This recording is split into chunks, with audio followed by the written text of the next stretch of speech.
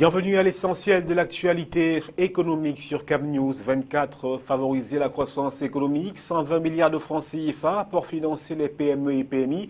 C'est le fruit d'une convention de financement avec des sociétés opérant dans plusieurs secteurs à l'image des télécommunications, l'hôtellerie et l'agro-industrie. À l'étranger, les eaux du lac de Kariba, à la frontière du Zimbabwe et de la Zambie, sont au plus bas alors que le barrage est essentiel à l'approvisionnement en électricité de ces deux pays. Voilà pour la vitrine de la Minute de l'économie sur CamNews 24. Bienvenue à tous.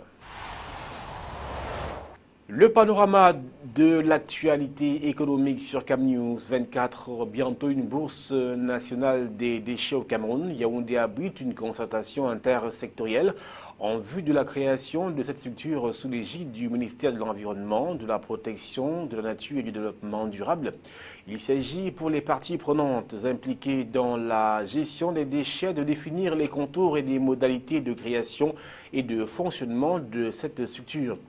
La Bourse nationale des déchets devra être une plateforme qui va permettre de mettre en relation l'offre et la demande des déchets susceptibles d'être valorisés. La tenue de cette concertation constitue la mise sur pied de l'une des recommandations issues des Assises nationales sur les déchets, tenues à Yaoundé les 27 et 28 avril 2016.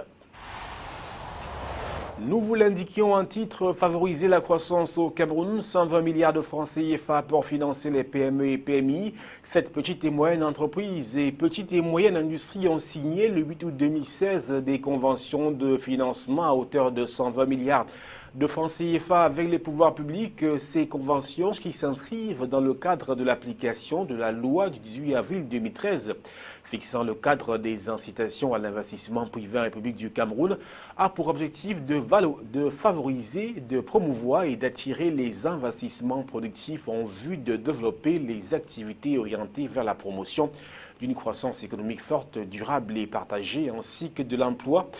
La demi-douzaine d'entreprises camerounaises qui vient de procéder à la signature de ces conventions d'investissement avec le gouvernement à travers l'Agence de promotion des investissements API opère dans divers secteurs tels que les télécommunications, l'hôtellerie, l'industrie brassicole, l'agro-industrie, l'industrie agroalimentaire et la transformation du bois. À travers cette convention, les promoteurs de ces PME et PMI comptent ainsi injecter un peu plus de 120 milliards de francs CFA pour des investissements devant contribuer à terme à l'accélération de la croissance économique et à la création de richesses avec un apport de près de 2500 emplois directs, ce qui fait dire au ministre camerounais en charge de l'industrie que la dite cérémonie, loin d'être une routine, constitue un facteur clé pour le développement industriel. Normes et qualité dans les importations camerounaises, le programme d'évaluation de la conformité avant embarquement PKE des marchandises importées en République du Cameroun va entrer en vigueur à partir du 31 août 2016. C'est ce que vient d'annoncer l'instance de la Nord dans un communiqué officiel.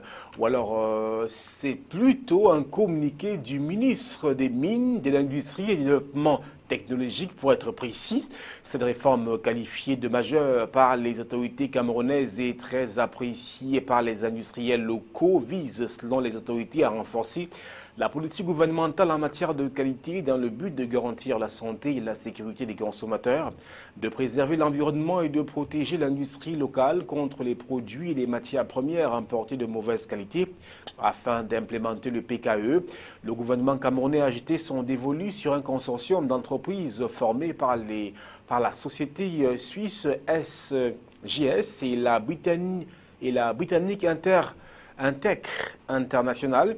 Il incombera alors à ces structures agréées d'effectuer aux frais des exportateurs des contrôles préalables de conformité avant l'embarquement des marchandises pour le Cameroun, pays encore dépourvu de laboratoire de pointe pour le contrôle de la conformité des marchandises. Le Cameroun lève 7 milliards de francs CFA sur le marché de la BEAC. Le Trésor public a de nouveau procédé le 10 août 2016 sur le marché des titres publics de la BEAC. La Banque des États de l'Afrique centrale a eu une émission de bons du Trésor assimilable à 13 semaines.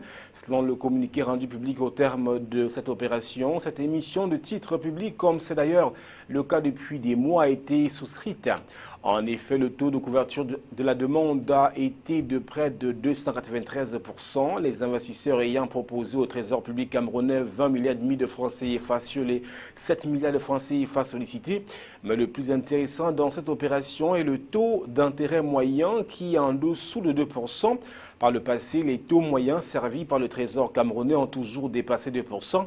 Cette caractéristique de l'opération du 10 août 2016 dénote du renforcement de la confiance des investisseurs agissant sur ce marché des titres vis-à-vis du Cameroun.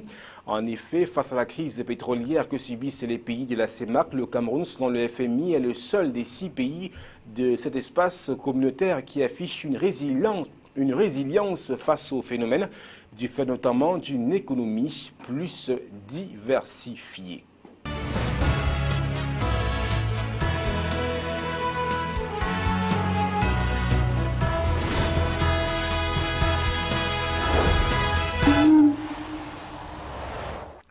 L'actualité économique au-delà des frontières camerounaises, les eaux du lac de Kariba à la frontière du Zimbabwe et de la Zambie sont au plus bas alors que le barrage est essentiel à l'approvisionnement en électricité de ces deux pays. Tout autour du barrage de Kariba, on devine où était l'eau avant. 2 années de sécheresse dues au phénomène El Niño ont fait des ravages dans toute l'Afrique australe et la plus grande réserve artificielle d'eau douce du monde est quasi à sec.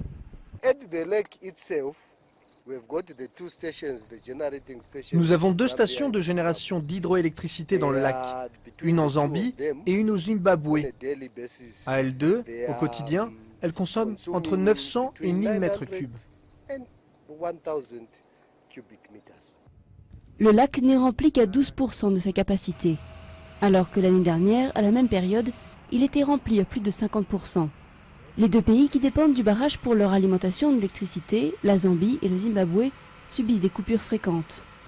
L'autorité du fleuve Zambèze rationne l'alimentation en eau de la centrale et cherche des sources alternatives d'énergie. Mais d'ici à 5 mois, s'il ne pleut pas, le barrage pourrait être complètement à sec.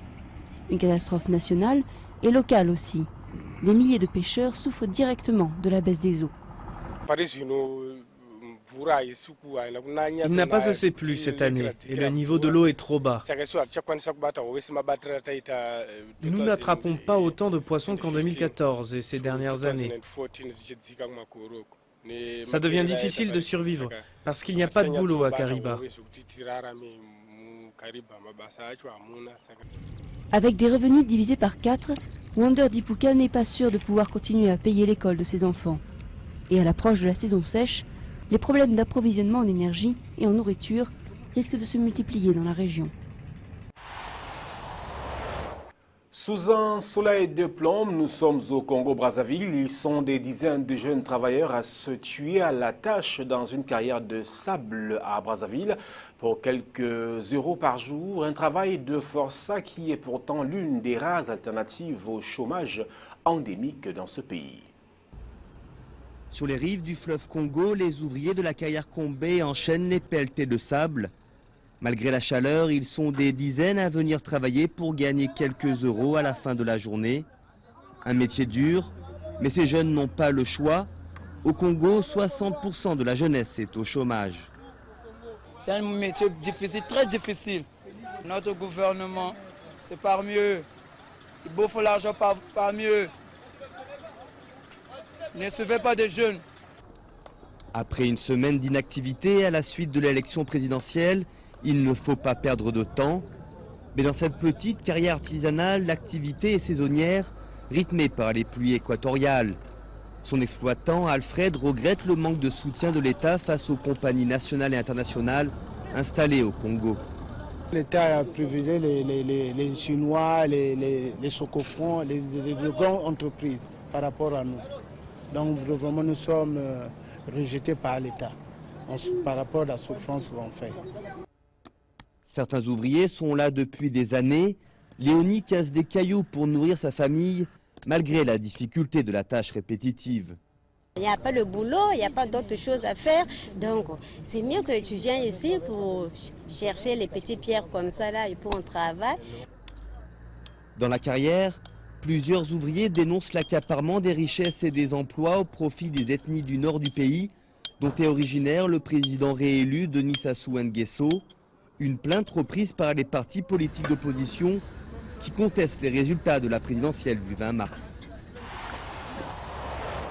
Place à présent au chiffre du jour avant de clore ce programme économique. Il est de 120 milliards de francs CFA et ce montant représente les conventions de financement au profit du développement des PME et PMI au Cameroun. Le rappel des principales articulations de votre programme économique: favoriser la croissance économique, 120 milliards de francs CFA pour financer les PME et PMI. C'est le fruit d'une convention de financement avec des sociétés opérant dans plusieurs secteurs à l'image des télécommunications, l'hôtellerie et l'agro-industrie. Les eaux du lac de Kariba à la frontière du Zimbabwe et de la Zambie sont au plus bas alors que le barrage est essentiel à l'approvisionnement en électricité dans ces deux pays. Voilà. Madame, Monsieur, c'est la fin de ce programme économique, la Minute de l'économie, réalisée toujours par Yves Anselme Tadiofo. Au plaisir.